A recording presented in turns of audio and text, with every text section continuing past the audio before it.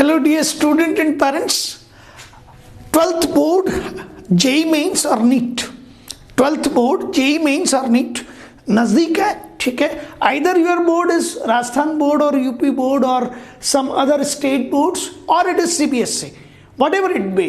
कोई भी बोर्ड हो आपके पास में, JEE मेंस हो या नीट हो, कुछ टॉपिक्स हमेशा स्टूडेंट्स को परेशान करते हैं, उनके अंडरस्टैंडिंग स्टूडेंट पे आ नहीं पाती प्रॉपर. तो अभी इस सीरीज में हम इस तरह के टॉपिक्स को उठा के लगातार आपको हमारे यूट्यूब चैनल के through free of cost guide करते रहेंगे, ठीक है. इलेक्ट्रोस्टैटिक में एक टॉपिक ऐसा है जिसके लिए हर बार स्टूडेंट्स ने मुझे व्हाट्सअप किए, हर बार मुझे कहा है कि सर गॉस लॉ पे कहीं ना कहीं प्रॉब्लम होती है. और मुझे पता है पहले जब आप पढ़ते हैं तो उतना सिंसियरली भी नहीं पढ़ते. हालांकि गॉस लॉ डिफिकल्ट नहीं है, आपके फैकल्टीज ने भी आपको बहुत अच्छा पढ़ाया है, लेकिन इनिशियल लेवल पे आपकी सिंसियरिटी बहुत पुअर होती है.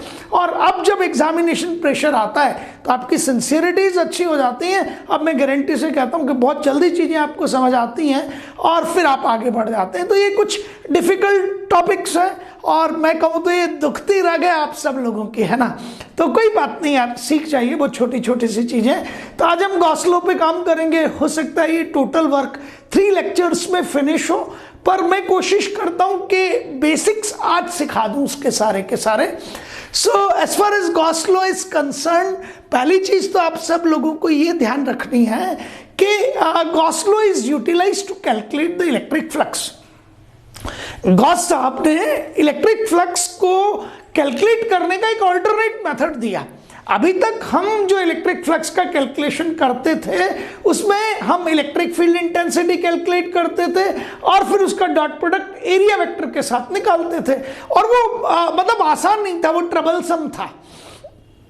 जब तक एरिया वेक्टर और इलेक्ट्रिक फील्ड इंटेंसिटी यूनिफॉर्म थे तब तक तो चीजें आसान थी, लेकिन जब electric field intensity non uniform हो गई और एरियाज अनइवन हो गए तो it was almost impossible to calculate the flux.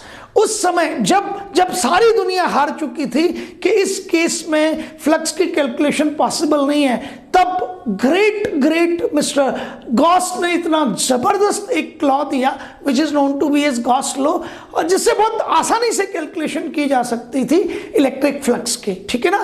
तो मैंने आपको कह दिया कि इसका यूटिलाइजेशन है to calculate the electric flux passing through the given area. और वो एरिया जो है आपका सिमेट्रिकल अनसिमेट्रिकल कैसा भी हो सकता है. और आप सभी लोगों को पता है कि फ्लक्स को जनरेट करने के लिए चार्ज नेसेसरी है. Without charge nothing can be there. देखो मैं कंसेप्ट सिखाता हूं, चार्ज नहीं होगा तो फील्ड नहीं होगा और फील्ड नहीं होगा तो फ्लक्स हो नहीं सकता. तो चार्ज नेसेसिटी है. अल्टीमेटली फ्लक्स को प्रोड्यूस कौन कर रहा है? वो चार्ज कर रहा है. और कई बार चार्ज डिस्ट्रीब्यूशन सिमेट्रिकल होते हैं, अनसिमेट्रिकल होते हैं, लीनियर चार्ज डिस्ट्रीब्यूशन है, सरफेशियल चार्ज डिस्ट्रीब्यूशन है, वॉल्यूम चार्ज डिस्ट्रीब्यूशन है. तो क्या होता है कि एक मेंटल प्रेशर क्रिएट हो जाता है और वो मेंटल प्रेशर जो है ना आपको क्या कर देता है, आपको ब्लॉक कर देता है, थिंकिंग को ही ब्लॉक कर देता है और फिर आप क्विट कर जाते हो. ये मैकेनिज्म है पूरा. मेंटल प्रेशर क्रिएट हुआ, उसने आपको ब्लॉक किया, आपका थॉट प्रोसेस जो है वो डेफिनेटली स्टैग्नेट हो गया और आप क्विट कर गए. ऐसा मत कीजिए क्योंकि यहाँ से क्वेश्चन आता है, ठीक है. तो चलिए इलेक्ट्रिक फ्लक्स फाई से हम इसे रिप्रेजेंट करते हैं. कई बार सबस्क्रिप्ट नीचे ई लगा देते हैं, लेकिन वो जब लगाते हैं जब मैग्नेटिक फ्लक्स भी हो. Phi subscript M magnetic flux, phi subscript E electric flux, है ना. और इसका ऐसा ही सिस्टम में जो यूनिट होता है it is simply nothing but volt into metre. ध्यान रखना इंपॉर्टेंट है, ऐसा ही सिस्टम में इसका यूनिट है. और इलेक्ट्रिक फ्लक्स अल्टीमेटली है कुछ भी नहीं, इट इज कैलकुलेशन किसकी है? Number of electric field lines की, number of electric field lines की. देखो इलेक्ट्रिक फील्ड लाइन पे भी एक क्वेश्चन आएगा. तो जिस तरीके से लोगों ने मुझे इंफॉर्मेशन दी थी कि सर हमें गॉस लॉ पढ़ना है, यदि आपको इलेक्ट्रिक फील्ड लाइंस भी पढ़ना है तो आप हमारे इस नंबर पे, जिसे मैं फिर लिख रहा हूं, इट इज 9166557944, इस पर आप कुछ मत कीजिए, इस पर आप व्हाट्सएप कर दीजिए. मैं देखूंगा कि कितने लोग तड़प रहे हैं, कितने लोगों को जरूरत है, और अकॉर्डिंग टू दैट फिर हम इलेक्ट्रिक फील्ड लाइंस को भी अपलोड कर देंगे यदि जरूरत पड़ी तो. चलिए गॉस लॉ क्या है? पहली चीज तो आपको ये क्लियर हो गया कि इसकी सहायता से what we calculate from the help of Gauss law we will calculate simply the electric flux. हम इलेक्ट्रिक फ्लक्स का कैलकुलेशन करेंगे, ठीक है, ध्यान से समझिएगा। मैं यहां आपको पहले चीज समझाता हूं, उसे समझने के बाद में फिर डेफिनेशन पे गौर कीजिएगा। क्यों? क्योंकि डेफिनेशन भी इंपॉर्टेंट है। आजकल आपके जो क्वेश्चंस हैं उनमें ये ध्यान रखिए, बोर्ड प्रिपरेशन करने वाले स्टूडेंट्स भी असर्शन रीजन में आप लैंग्वेज में फंस जाते हैं, और असर्शन रीजन इनडायरेक्टली पूछ लिए जाते हैं आपके कॉम्पिटिटिव लेवल पर भी, इसलिए ध्यान रखिएगा। तो मैंने आपको ये कहा सबसे पहले तो कि क्या समझना है, तो it is a close surface. ये रहा इर्रेगुलर क्लोज सरफेस है, मैं बना रहा हूं, ये एक इर्रेगुलर क्लोज सरफेस है, ये रहा। अब पहली चीज तो आपको दो वर्ड पता लगे कि ये सरफेस कैसी है, तो ये इर्रेगुलर क्लोज सरफेस है, ओके, ठीक है, क्लोज्ड सरफेस है, ये बन गया आपका। अब ये जो Q4 है इट इज नेगेटिव, एंड मैंने यहां डॉट लगाया तो ये पॉइंट चार्ज है, ये पॉइंट चार्ज है, नेगेटिव है, but it is not enclosed inside this surface. ये चार्ज एनक्लोज्ड नहीं है, ये जो क्लोज सरफेस है ये इसके कहां है, बाहर है। एक और चार्ज है, ये रहा आपके सामने, दैट इज, ध्यान से देखिएगा, इट इज एन आर्क, ये आर्क है, और इस आर्क पे पॉजिटिवली चार्ज, आपने देखा है पॉजिटिवली चार्ज आर्क दिख रहा है आपको, मीन आपका आर्क पर पॉजिटिव चार्ज डिस्ट्रीब्यूटेड है, और कितना है, Q5 है। आर्क में लेंथ होता है यार, है ना, तो ये लीनियर चार्ज हो गया। यहां लिखा मैंने L/C लीनियर चार्ज, यहां मैंने लिखा आपके सामने इट इज पॉइंट चार्ज, है ना। और ये जो लीनियर चार्ज है ये एक आर्क पर डिस्ट्रीब्यूटेड है और ये पॉजिटिव है, लेकिन ये भी इस क्लोज्ड सरफेस के इनसाइड में नहीं है, ये भी आउटसाइड में है। आ गई मेरी बात समझ में? अच्छा, अब मुझे कोई कहेगा कि sir it is a linear charge, yes, कितना है, Q3 negative, it is a point charge, कितना है, तो आपने कहा sir this is going out to be SQ1 plus, और ये आपका जो है सरफेशियल चार्ज है, ये एक स्फीयर पर है और स्फीयर की सरफेस पे डिस्ट्रीब्यूटेड है, और वॉल्यूम चार्ज भी हो सकता था, मैंने बनाया नहीं है यहाँ पे, ठीक है।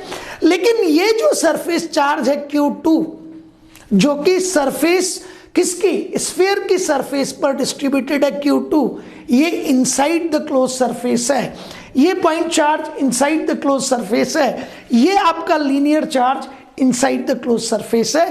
तो पहले तो आप दो चीजों को समझिए बहुत तसल्ली से कि कुछ चार्जेस आपके कहाँ होंगे, इनसाइड होंगे, और कुछ चार्जेस कहाँ होंगे आपके पास में, आउटसाइड होंगे, ठीक है ना, बात समझ आ गई। एक और इंपॉर्टेंट चीज, इस समय स्टूडेंट का देखो 3-4 तरह के स्टूडेंट्स हैं, कुछ तो बिल्कुल बैठे हुए हैं, बस धक्का दे के माँ बाप ने भेज दिया, तो उनका कोई लेना देना नहीं, उनको पता भी नहीं पड़ता कि क्लास चल किस सब्जेक्ट की रही है, ठीक है ना, आराम से, और वो उनका चेहरा इतना बढ़िया रहता है कि बस सब कुछ समझ आ रहा है, उनको ये मालूम है कि भाई एक्टिंग कैसे करनी है टीचर के सामने ताकि पकड़ में नहीं आए। तो मैं उनकी बात नहीं कर रहा हूँ इस समय, ठीक है।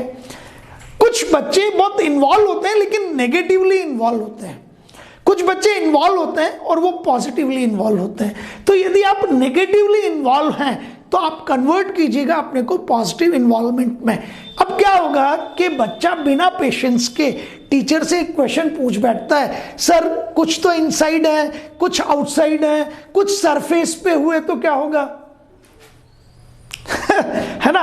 अब ये जो स्टूडेंट क्वेश्चन पूछता है ना, ये नेगेटिवली इन्वॉल्व चिल्ड्रन है, ये पॉजिटिवली इन्वॉल्व नहीं है। अरे यार, जो आदमी बोर्ड पे खड़ा होकर आपको पढ़ा रहा है उसको सब पता है क्या क्या चीजें हैं, उसको मालूम है कौन कब क्या सोच रहा है और आगे 3 दिन बाद भी क्या सोचेगा, ठीक है ना। उसको बताना है कि अब यहां आपको इस तरीके से लेके चलना है, ठीक है ना। आपकी क्वेरी है, डेफिनेटली आपको पूछना चाहिए, लेकिन उसका सेंस पॉजिटिव होना चाहिए, पहले पेशेंस रखना चाहिए। अब यदि कोई चीज कंक्लूड हो जाए और फिर वो पता ना लगे, देन यू आस्क, सर ये सारा हो गया, सर मैं ये सोच रहा हूं कि कोई चार्ज यदि सरफेस पर हुआ तो हम क्या करेंगे। अरे यार, फ्लेक्सिबिलिटी है, जैसे मैंने ये चार्ज आपका Q5 तक हो गया ना, Q6 मैंने यहां रख दिया, ये रहा Q6। अब ये Q6 कहां पर है आपका, ये Q6 आपकी सरफेस पर है ना। तो आप फंस गए सर, ये ना तो अंदर है ना बाहर है। अरे छोड़ना यार, 1 सेकंड लगता है। ये लो, मैंने इसको उठा के मेरी गॉसियन सरफेस को, सॉरी मेरी क्लोज सरफेस को ऐसे बदल दिया। अब क्या हुआ, ये इनसाइड चला गया। और यदि मैं चाहता तो ये बदल के इसको आउटसाइड भी ला सकता था। ये लो, ये आउटसाइड आ गया।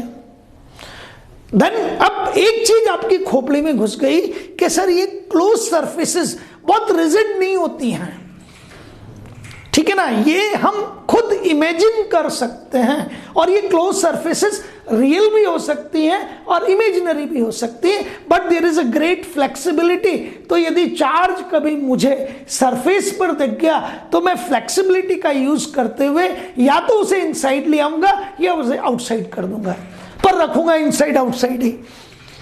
बात घुस गई खोपड़ी में, हाँ ठीक है। तो अब आप कन्वर्ट हो जाइए कि हाँ सर, हमारा इन्वॉल्वमेंट जो है ना वो पॉजिटिव सेंस में रहेगा।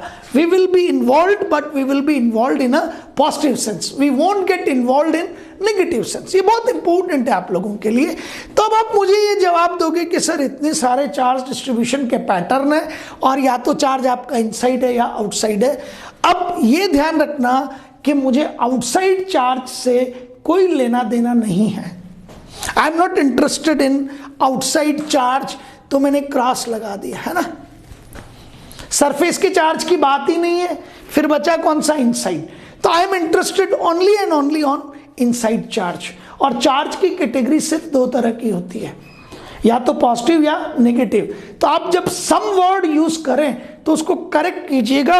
एक वर्ड होता है that is algebraic sum, that is algebraic sum. ये लिख रहा हूं मैं, पूरा नहीं कर रहा, ये एल्जेब्रिक है एंड ये सम है, ठीक है। और एल्जेब्रिक सम में हम क्या करते हैं, एल्जेब्रिक सम में हम सारी चीजों को विद साइन है ना, क्या करते हैं हम, विद साइन इन्वॉल्व करते हैं। Everything get involve with sign, है ना। समझ रहे हैं आप मेरी बात को, everything get involve with sign.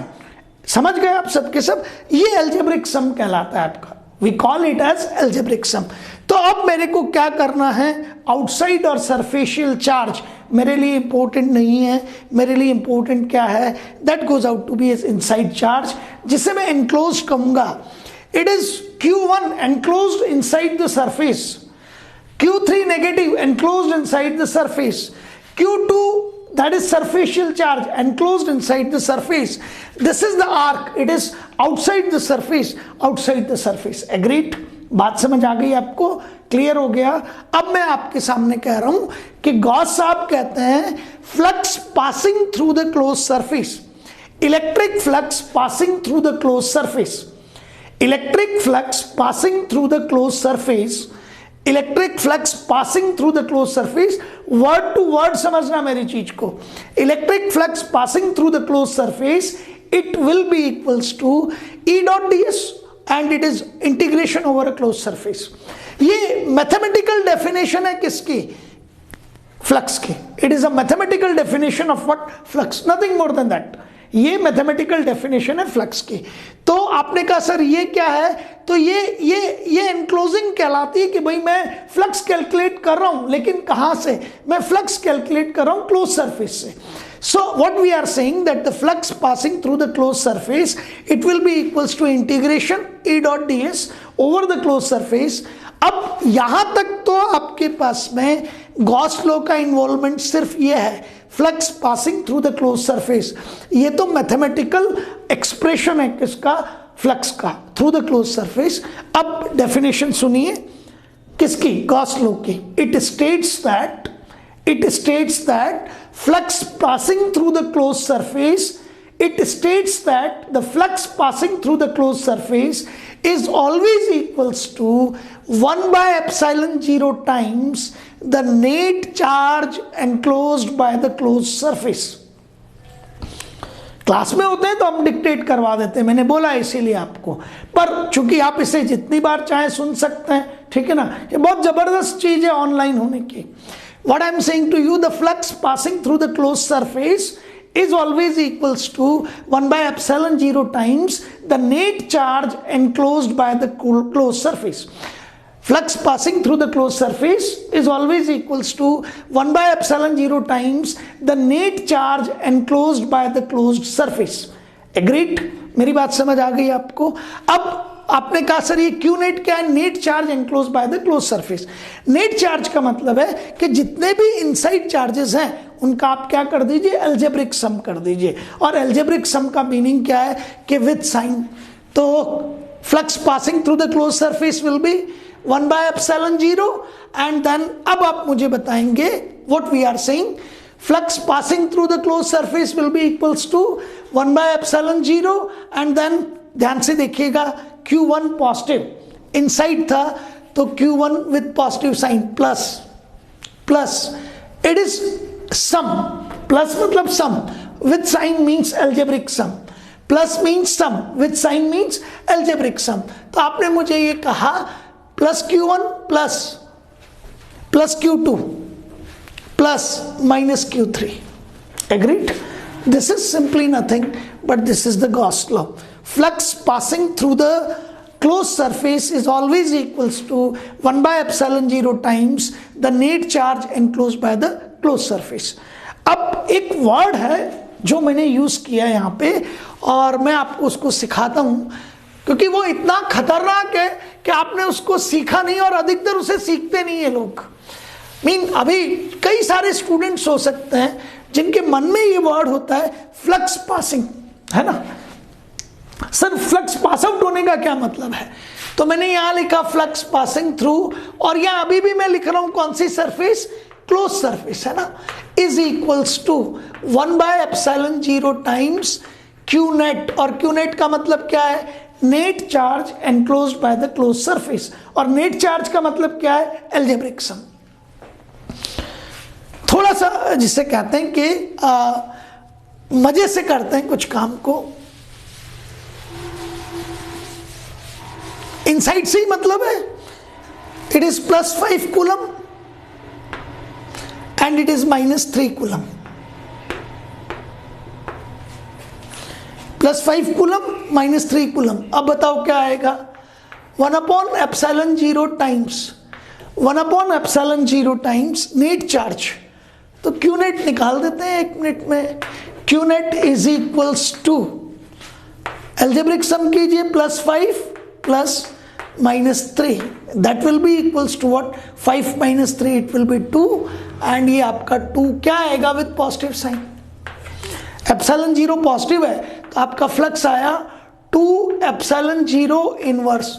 समझ गए होंगे यार. अब ऊपर गया ना एप्सिलॉन 0 और फ्लक्स की वैल्यू क्या आई आपकी? पॉजिटिव. ध्यान से देखिएगा, ठीक है. अब मैंने इसको इमीडिएटली किया that this is -5 coulomb and this is +3 coulomb. अब बताओ क्या होगा? तो आप कहोगे क्यू नेट आएगा -5 और +3. -5 और +3 को आप क्या लिखोगे? -2. पिछली बार क्या था? ये +2. इस बार क्या है? -2. तो यहां क्या लिखोगे आप? प्लस की जगह माइनस और आपका फ्लक्स क्या आएगा? नेगेटिव. और यदि ये दोनों इक्वल एंड अपोजिट हैं, इसको भी आपने +5 कूलम कर दिया तो आपका फ्लक्स क्या आएगा? बोलो जल्दी से. +5 plus -5 that will be equals to 0 और आपका फ्लक्स कितना हो जाएगा? 0. ये वो पोर्शन है जो हम मिस कर जाते हैं. अब आपको ये पता लग गया कि 1 बाय एप्सिलॉन 0 ये तो पॉजिटिव क्वांटिटी है. ये तो पॉजिटिव क्वांटिटी है. एप्सिलॉन 0 की वैल्यू को आप समझते हैं, ठीक है ना. 8.85 इंटू वो पूरा आपको पता है, अभी उस पर नहीं जा रहा. बट 1 बाय एप्सिलॉन 0 क्या है आपका? पॉजिटिव है ना. तो ये क्वांटिटी तो हो गई आपकी पॉजिटिव. बहुत ध्यान से देखिएगा. तो आप क्या कहना चाहते हैं इस समय? यहीं से ले लेते हैं, इस तरफ दिखा रहा हूं ताकि आपको एक एक चीज क्रिस्टल क्लैरिटी से समझ आ जाए. So 5 will be equals to flux passing through the close surface will be equals to 1 by epsilon 0 times and Q net. अब ये आपको पता है सभी स्टूडेंट्स को इज दैट क्लियर कि 1/ε0 तो पॉजिटिव क्वांटिटी है, और ये आपका क्यू नेट पॉजिटिव भी हो सकता है, नेगेटिव भी हो सकता है और जीरो भी हो सकता है। पॉजिटिव भी हो सकता है, नेगेटिव भी हो सकता है और जीरो भी हो सकता है ना।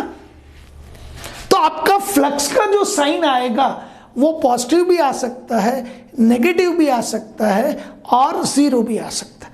तो जीरो को भी एक तरफ हटा दीजिए, हटा दीजिए। पॉजिटिव फ्लक्स का मीनिंग है आउटगोइंग, सिखाता हूं। पॉजिटिव फ्लक्स का मीनिंग है आउटगोइंग। इस सरफेस के रिस्पेक्ट में देखोगे ना तो आपको ये इलेक्ट्रिक फील्ड लाइंस इस तरीके से बाहर जाती हुई नजर आएंगी। It is outgoing flux, that is positive. Positive flux इसको कहते हैं आउटगोइंग। और यदि ये इलेक्ट्रिक फील्ड लाइंस आपको लगे कि ये सरफेस पर आ रही है, these are coming on to the surface, तो आप मुझे क्या जवाब दोगे? तो आप मुझे कहोगे sir this is incoming flux, this is incoming flux. Agreed? This is incoming flux. तो जब भी आउटगोइंग फ्लक्स है उसका साइन पॉजिटिव है। Positive flux is outgoing, negative flux is incoming. Agreed? मेरी बात समझ आ गई ना आप सब लोगों को? तो मैं अब आपको ये कह सकता हूं कि यार जब ये कैलकुलेशन में कर रहा था ना तब मुझे पता थोड़ी था कि मेरा फ्लक्स पॉजिटिव आएगा, नेगेटिव आएगा या जीरो आएगा। वो तो पासिंग इसीलिए तो वर्ड यूज किया कि भाई पास आउट होने वाला flux may be outgoing, may be incoming. Is that clear? तो वो वर्ड पासिंग क्लियर हो गया और उसने इंफॉर्मेशन दे दी आपको कि ये पॉजिटिव भी हो सकता है और ये आपके लिए नेगेटिव भी हो सकता है और ये जीरो भी हो सकता है। फ्लक्स पॉजिटिव का मतलब इलेक्ट्रिक फील्ड लाइंस इस सरफेस से बाहर जा रही हैं, आउटगोइंग है, और नेगेटिव फ्लक्स का मतलब इनकमिंग है। ठीक है? और चूंकि इस क्लोज्ड सरफेस पर, इस क्लोज्ड सरफेस पर आपने गॉस लॉ अप्लाई किया है, इसलिए कई बार इस क्लोज सरफेस को हम क्या कहते हैं? We are calling it as a Gaussian surface, GS. It is also be known as Gaussian surface. इसको हम गॉसियन सरफेस भी कहते हैं। It is also known as Gaussian surface. तो आपका फ्लक्स पॉजिटिव, नेगेटिव हो सकता है, जीरो हो सकता है, लेकिन हम फ्लक्स जिस क्लोज सरफेस के थ्रू कैलकुलेट कर रहे हैं, is that clear? By just finding a net charge. यार कितना कमाल का लॉ है, देखो कुछ नहीं करना आपको। कहाँ इलेक्ट्रिक फील्ड है, किधर एरिया वेक्टर है, इलेक्ट्रिक फील्ड आपका यूनिफॉर्म है, नॉन यूनिफॉर्म है, एरिया वेक्टर की डायरेक्शन किधर जा रही है, कुछ भी कैलकुलेट नहीं करना है। अब क्या कमाल का विजन होगा इस आदमी का जिन्हें आप गॉस साहब कहते हैं। अब सिर्फ आपको क्या करना है? नेट चार्ज, है ना?